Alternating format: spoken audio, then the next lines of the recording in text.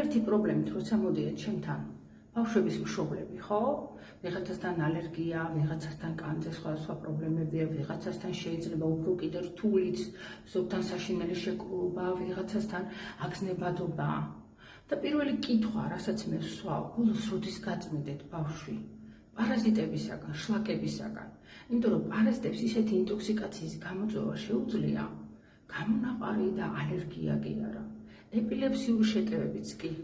მე მყავს ახლობლის ბავშვი, რომელსაც დაემართა სადღაც 3-4 წლის ასაკში ეპილეფსიური შეტევა, უთხარი კიდევაც მშობელს, რომ უთხარი არი ნერვიულო, შეიძლება უბრალოდ პარაზიტების ბრალია მეთქი და როგორ მახსოვს მისი კომენტარი, რომ ხო, ქუჩაში რო დადის მანქანებსაც კი მოგავსო და გადაიყვანეს ფსიქოტროპულზე.